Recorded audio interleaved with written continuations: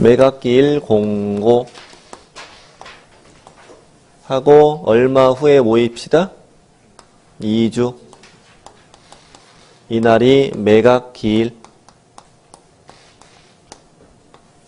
자, 매각기일에 입찰할 때 내는 돈을 뭐라고 한다고요?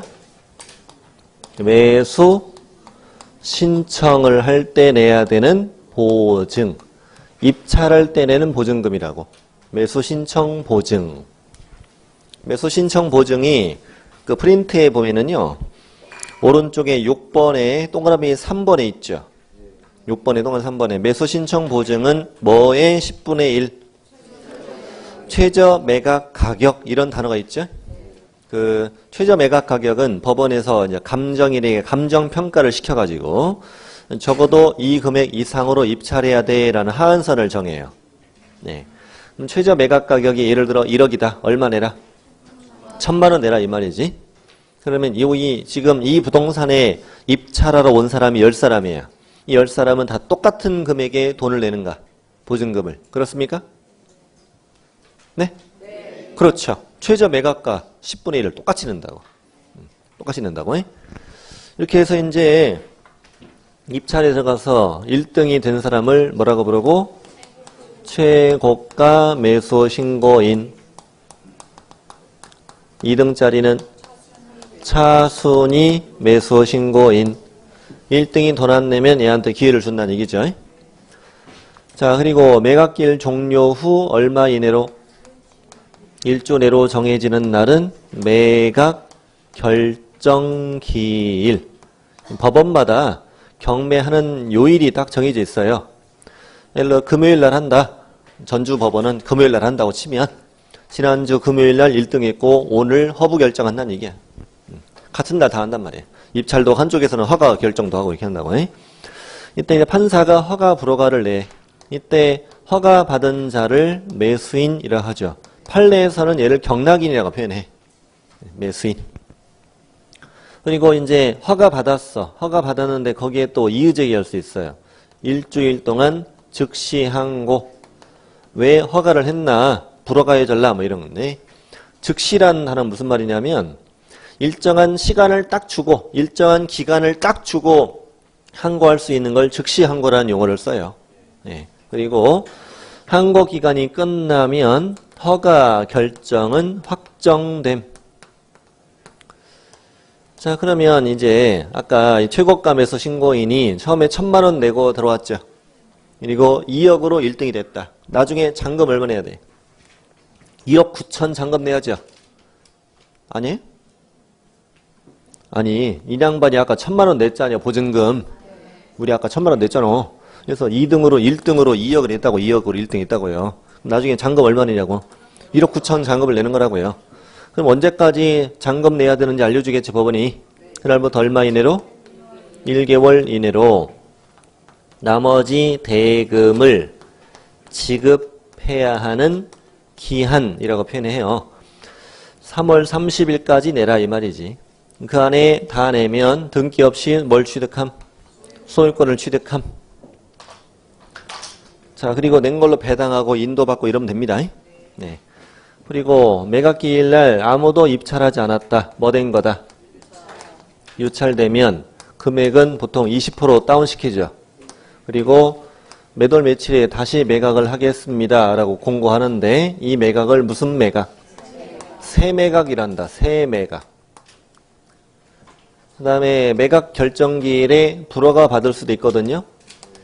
불허가를 받으면은 금액은 저감시키지 않습니다. 이미 1등은 나왔었기 때문에. 그리고 다시 매각기일을 공고하는데 3월 30일에 또 할게 이런 식으로 공고한다고. 이것도 새매각이라고 그래. 새매각은 두 가지가 있다. 새매각은 두 가지. 어떤 세유라고 물어보면요. 불세유라고 답하면 돼. 자, 어떤 세유? 불세유. 불세는 떨어져 안 떨어져? 불세. 안 떨어져. 불세니까. 죽을 때까지 타. 다음에 대금 지급 기한. 이날까지 잔금 안 냈어. 잔금 안 내면 이것도 저감하지 않고 다시 매각기일을 잡아서 공고하는데 이 매각은 무슨 매각? 재매각. 잔금을 안 내면 재수 없어 재매각해. 그래서 끝까지 갔다가 올라가면 재매각이야. 끝까지 갔다가 올라가면 다시 하니까 재매각. 가다가 올라가면 새로 하니까 새매각이다 이렇게 합니다.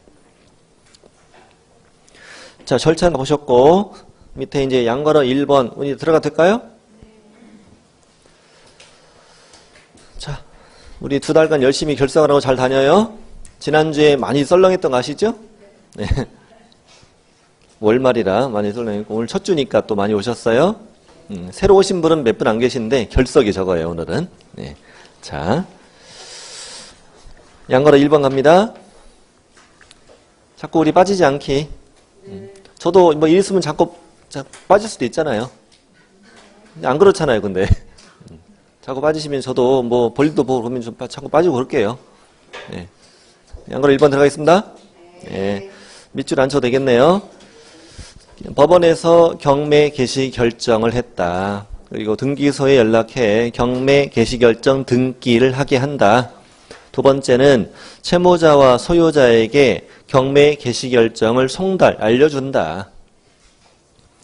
채무자와 소유자라고 써 있는데 일반적으로는 채무자의 재산이 경매되죠. 그렇죠. 그러면 채무자와 소유자는 같은 사람이죠. 근데 물상보증을 했다. 그때는 채무자와 소유자는 다를 수도 있다.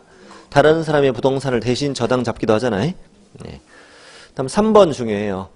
압류 효력은 경매 개시결정 등기가 된 때 또는 경매 개시결정 송달이 된 때 발생한다. 가운데가 또는이네 미시네? 또는입니다. 두 개 다 된 때가 아니라 둘 중에 하나가 되었을 때 부동산은 압류 효력이 생긴다. 또는입니다. 또는 미시라고 하면 안 돼요. 보통은 뭐 경매 등기가 먼저 되겠죠. 이게 둘 중에 하나가 되면 부동산이 압류됩니다. 양괄호 2번 제목이 경매 신청 취하라고 되어 있는데 밑줄 안 쳐도 됩니다. 1번은 뜻인데 취하란 경매 신청자가 경매 취소 신청을 법원에 하는 걸 취하라고 그래요. 이유가 뭐래요? 채무 변제죠. 뭐 빚 갚았으면 경매할 필요 없잖아요. 그래서 채권자가 채무자가 빚 갚았으니 경매 취소해 주세요라고 법원에 신청하는 거라고. 괄호 안에 언제까지 가능하다 이게? 대금 납부 전까지. 이거는 잘 알아야 돼요. 의외죠? 대금 납부 전까지면 저 칠판의 그림의 맨 아래까지 가능하다는 얘기인데 이게 왜냐하면 대금 납부하면 소유자 바뀌죠. 대금 납부 전에는 채무자가 소유자잖아. 그러니까 가능합니다. 대금 납부 전까지. 그럼 이쪽 보시죠. 여기 매각기일 날 1등하고 2등 얘들이 나온 이후에도 취하는 됩니까? 되죠? 근데 1등, 2등이 나온 다음에 취하를 시키면은 이 사람들은 화 안 나겠습니까? 화나지? 야, 너들 뭐하냐? 그러겠지? 나 안 보이냐? 나 처음 1등 해봤는데? 그러겠지? 그래서 1등, 2등 나온 이후에도 취하는 되는데 하려면 이분들의 동의서를 받아내야 된다. 네, 동의서. 취하 동의서라는 걸 받아내야 돼요. 인감도 떼서내야 되고. 맨입으로 안 해주죠. 자, 2번, 3번이 중요해요. 경매 신청이 취하되면 아까 압류된 건 뭐 된다? 소멸한다. 좋아. 경매 신청이 취하되면 아까 압류의 효력은 소멸된다. 다음에 매수 신고가 있은 뒤라고 써있죠? 매수 신고라는 말이 아까 입찰이라는 뜻이었잖아요. 매수 신고 있은 뒤라는 말은 입찰이 들어간 뒤라고 이해하면 되겠네. 입찰이 들어간 뒤에 경매 신청을 취하하고 싶으면은요. 최고가 매수 신고인 또는 매수인과 차순위 매수 신고인의 동의를 받아야 합니다. 잠깐 여기 보시면요. 이 최고가 매수 신고인은 조금 있다가 이름이 매수인으로 바뀌죠. 바뀌니까 이 사이에는 얘하고 얘의 동의 얻어야 되죠. 이날 이후에는 얘하고 얘의 동의 얻어야 되죠. 이날 이후에는 이름이 바뀌니까. 그러니까 그 말이에요. 최고가 매수 신고인 또는 매수인과 차순위 매수 신고인의 동의를 받아야 이렇게 써 있잖아요. 그렇게 써 있는 말이 그 말이에요. 걔랑 걔는 같은 사람이라고. 시점에 따라 부르는 용어가 다를 뿐이죠. 자, 2번, 3번 충분히 이해했고. 자, 오른쪽 갑니다. 그럼 일단은 경매 취하는 없었던 걸로 쳐야지 경매가 진행이 되겠죠? 자, 그래서 아까 압류됐고, 자, 오른쪽 갑니다. 이쪽으로 와보시죠. 압류되면 얼마이네? 일주 내로 배당료 종기를 정해서 뭐 한다? 공고한다. 근데 잠깐 이제 이쪽을 보고서 하나 이해를 하실 게 있습니다. 배당요구 종기는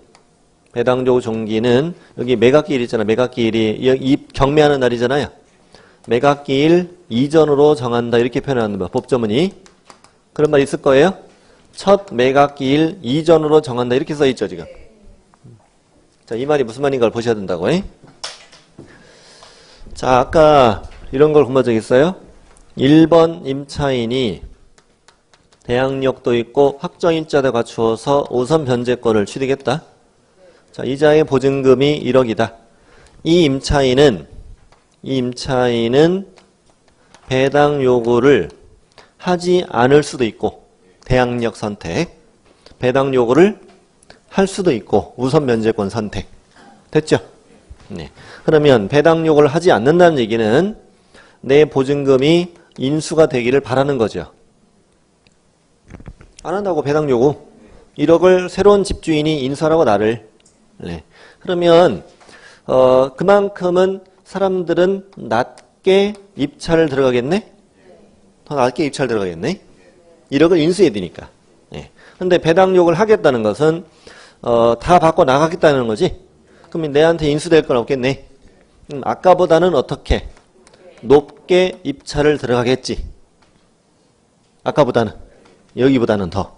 네. 그러면 네가 뭘 선택할 거냐에 따라 사람들이 입찰할까가 입찰가가 달라지잖아요.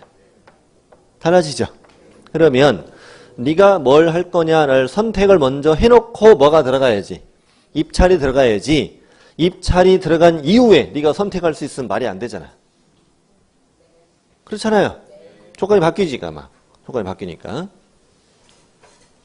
그래서 예전에는 15년 됐는데 자꾸 그걸 시험에 내요 또. 옛날에 그래서 하는 걸. 매각기일 이후가 일주 후에 있는 날이 매각 결정기일이죠. 그림 비교해보면 매각기일 일주 있다가 매각 결정기일이잖아요. 옛날에는 이날까지 배당력을 할 수 있었다. 이거 옛날에는. 그랬다고요. 네, 그랬다고 하니까 이거. 지금 그렇게 나온다니까요. 자꾸. 한번 이해하는 과정이 이제 쓸 거 곧 쓸게요. 네. 그러니까 매각기일 이후까지 배당 요구를 할 수 있었던 시절이 있었다고. 근데 문제가 됐다 이거죠. 예. 왜냐하면 1번 임차인이 배당 요구를 했다고 쳐. 이날. 예전에는 이게 없다고 쳐야 돼. 이제 이게 여기 있었다고. 이거 없다고 쳐요. 임차인이 배당 요구를 했고 뭐가 들어갔어 지금? 입찰이 들어갔어. 이거 없다고 치고. 없다고 배당 요구를 하고 입찰 들어갔어 지금. 그러면은 배당 요구 했으니까 좀 높게 입찰 들어갔죠 지금. 근데 1등이 나온 다음에 이날까지는 배당 요구를 했던 거를 취소해도 돼. 그러면 네가 배당 요구 했던 걸 뭐 해버려? 그러면 갑자기 3억에 높게 입찰 들어간 사람이 내 보증금을 추가로 인수를 해야 되는 문제가 생긴단 말이에요. 네? 여러 가지 문제가 생기잖아요 이게. 그래도 안 되겠다. 이걸로 하지 말고 이거 앞으로 하자. 이렇게 한 거예요 이게. 그래서 첫 매각기일 이전 이거를 잘 눈에 익혀놔야 돼요.